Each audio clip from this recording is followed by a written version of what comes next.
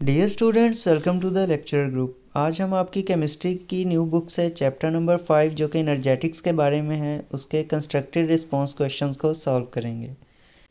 सीआरक्यू question देखें तो इसमें पहला क्वेश्चन जो है उसमें हमसे ये पूछा गया है physical changes and their classification as exothermic और एंडोथर्मिक रिएक्शन का एक हमें ग्राफ सा दिया गया है, हमने उसे कंप्लीट करना है। तो उसके अंदर अगर हम देखें तो पहला जो हमने फिजिकल चेंज बताया गया है वो है conversion of hydrated salt into anhydrous salt. अगर हम कन्वर्जन करें हाइड्रेटेड साल्ट को एनहाइड्रस साल्ट में तो एंडोथर्मिक रिएक्शन है, इसमें हीट जो है वो अब्जॉर्ब होती है।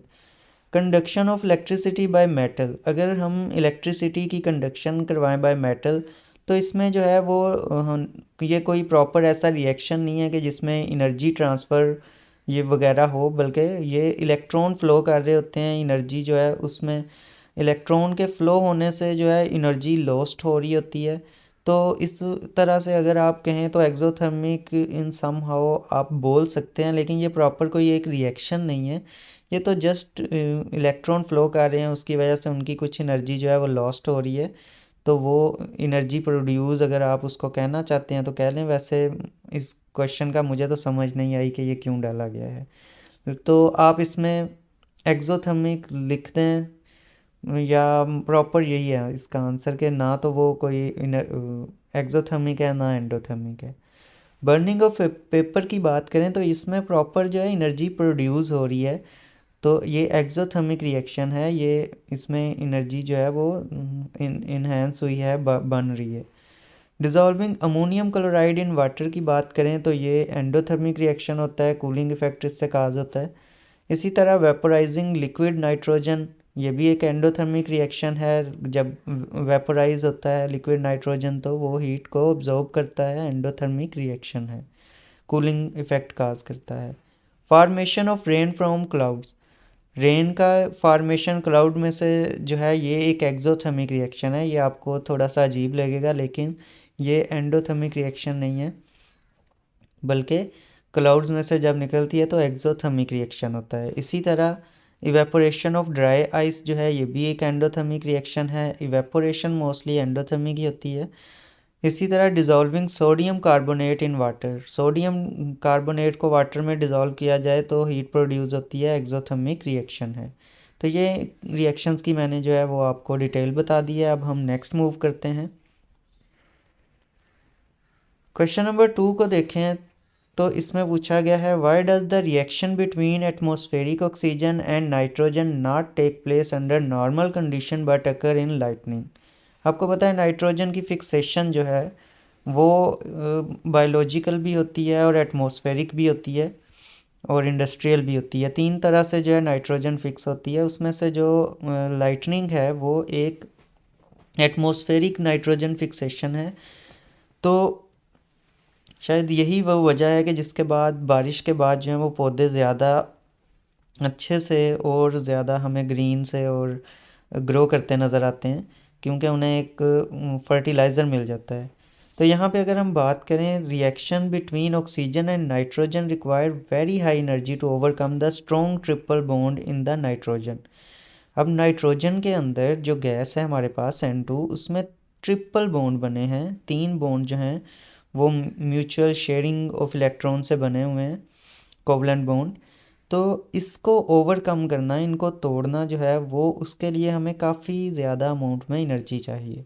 और वो एनर्जी जब हम अंडर नॉर्मल कंडीशन वो एनर्जी हमें अचीवेबल नहीं होती, अवेलेबल नहीं होती, या तो इंडस्ट्रीज़ में हम वो अवेल कर सकते हैं। तो इस वजह से लाइटनिंग जो है वो नेचुरल सोर्स ऑफ एनर्जी है, वो पर एक्टिवेट कर देती है इनको और इन बॉन्ड को तोड़ने में मदद करती है, जिसकी वजह से नए बॉन्ड बन जाते हैं नाइट्रोजन और ऑक्सीजन में। मतलब ये तीनों बॉन्ड टूटेंगे तो न्यू बॉन्ड बनेंगे। तो इन बॉन्ड को तोड़ने की एनर्जी कहाँ से आ जाती है? लाइटनिंग से। ठीक है, तो lightning provide the necessary activation energy by creating extremely high temperature and pressure allowing the formation of nitric oxide. और इस वजह से फिर जो फॉर्मेशन होती है नाइट्रिक ऑक्साइड की। The reaction stop as soon as the lightning stop because the energy supply ceases. और जैसे ही फिर लाइटनिंग स्टॉप होती है, मतलब ये बहुत कम टाइम के लिए ये रिएक्शन होता है। जैसे ही लाइटनिंग हुई और ये रिएक्शन स्टार्ट हुआ इस और नाइट्रोजन जो है वो टूटी और नाइट्रिक ऑक्साइड बने, और फिर जैसे ही लाइटनिंग ख़त्म हुई तो ये रिएक्शन भी स्टॉप हो गया। नेक्स्ट क्वेश्चन जो है वो है क्वेश्चन नंबर 3। इसकी तरफ आप चलते हैं, ये लास्ट क्वेश्चन है हमारा। Why does the reaction between CH4 जो कि मीथेन है and atmospheric oxygen need a burning matchstick to start.